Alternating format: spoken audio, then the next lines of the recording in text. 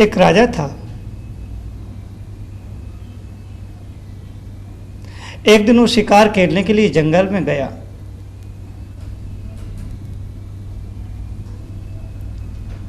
उसके साथ उसके अनेक सैनिक और मंत्री संगी साथी भी थे।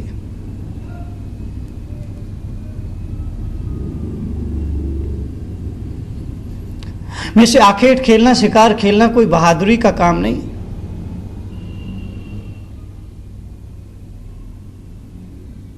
और मनुष्य के लिए उचित भी नहीं है, मनुष्य के लिए समझदारी भी नहीं।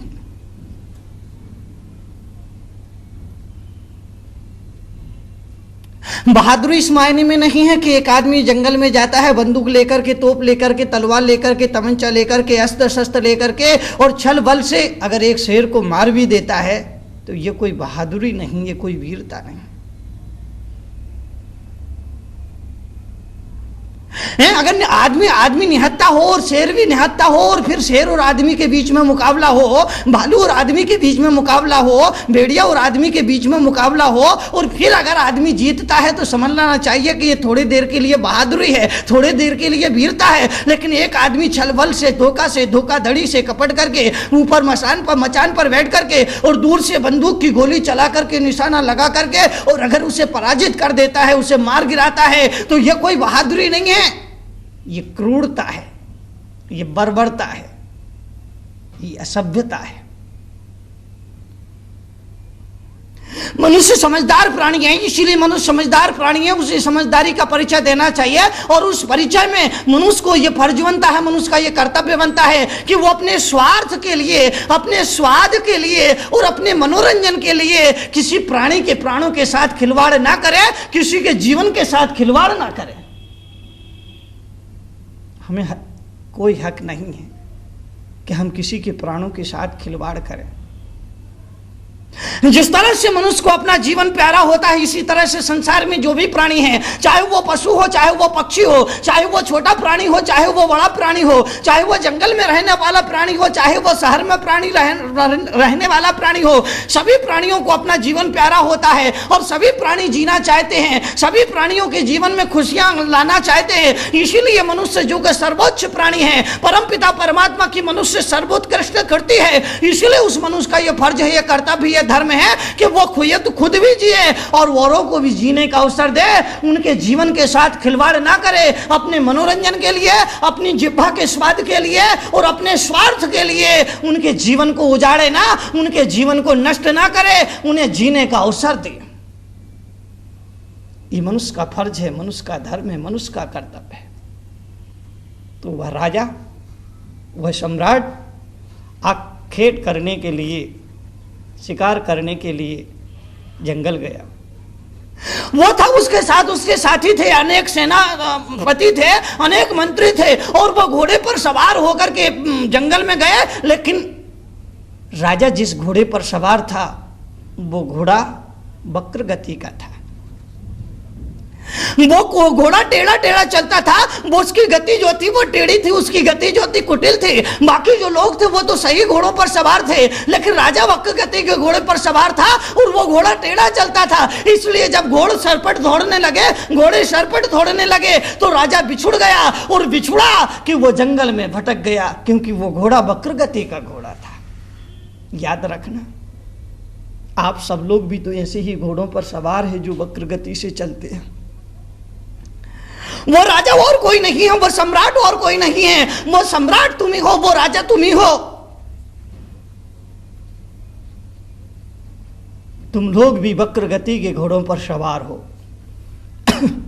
प्रश्न उठेगा, वो घोड़ा कौन सा है?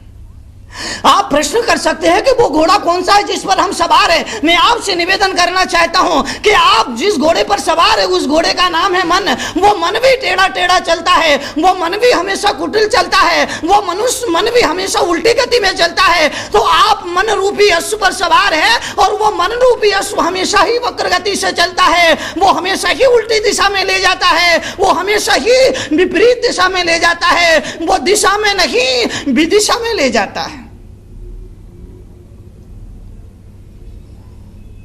शराबी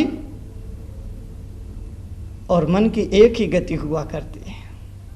तुमने कभी ख्याल किया, जब आदमी शराब पी लिया करता है, शराब के नशे में धुत हो जाता है, शराब के नशे में आ जाता है, नशे की गिरफ्त में आ जाता है, तो आदमी फिर टेढ़ा टेढ़ा चलता है। बीच सड़क पर आदमी नहीं चलता है। अगर बीच सड़क पर खड़ा कर दिया जाए और कहा कि अब आगे बढ़ो, तो आदमी टेढ़ा टेढ़ा चलेगा और टेढ़ा टेढ़ा चलते चलते चलते सड़क की एक किनारे उतर करके वो नाली में गिर जाया करता है। तुमने कभी बीच सड़क पर किसी शराबी को पड़ा हुआ गिरा हुआ नहीं देखा हो? सड़क के दाएं तरफ गिरा हुआ देखा होगा, सड़क के बाएं तरफ पड़ा हुआ देखा होगा, लेकिन बीच सड़क पर कोई शराबी पड़ा हो, ऐसा कभी देखने में नहीं आता। तो क्या तुम सोचते हो कि उस शराबी को इतना होश रहता है कि मुझे गिरना है, पड़ना है, लेकिन बीच सड़क पे नहीं गिरना है, क्योंकि बीच सड़क पर गिरूंगा, वाहन आएंगे तो मेरे जीवन में दुर्घटना घट सकती है, मेरे ऊपर से निकल जाएंगे, मुझे कुचलते हुए निकल जाएंगे। तो कि इतना होश उसे रहता है, जो बाएं गिरता है, दाएं गिरता है, मगर बीच में नहीं गिरता है। नहीं, इतना होश उसे नहीं रहता है। दरअसल बात यह है कि वो टेढ़ा टेढ़ा चलता है। शराब पीने के बाद आदमी, शराब के नशे में आ जाने के बाद आदमी टेढ़ा टेढ़ा चलता है, और यही वजह है कि या तो वो दाएं तरफ गिर जाएगा या बाएं तरफ गिर जाएगा। बीच सड़क से चलते चलते वो दाएं बाएं तरफ गिरता गिरता गिरता गिरता और जो नाली हुआ करती है उस नाली में जाके धमाम धड़ाम से गिर जाया करता है। एक शराबी था, पी रखी थी, जरूरत से ज्यादा पी रखी थी। वो शराब नहीं पीता था, शराब उसे पीने लगी थी। जो शराब का नशा करता है, ऐसा आदमी जीवन में प्रारंभिक क्षणों में 2-4 बार ही शराब पीता होगा, लेकिन बाद में शराब उस आदमी को पीने लग जाती है। बाद में शराब उस आदमी को पीने लग जाए, और जब शराब आदमी को पीने लग जाए तो समझ लेना चाहिए कि आदमी आत्महत्या कर रहा है, आदमी सुसाइड कर रहा है, आदमी स्वयं अपने हाथों से अपने पैरों पर कुल्हाड़ी पटक रहा है। वो जिस डाल पर बैठा है उसी डाल को काट रहा है।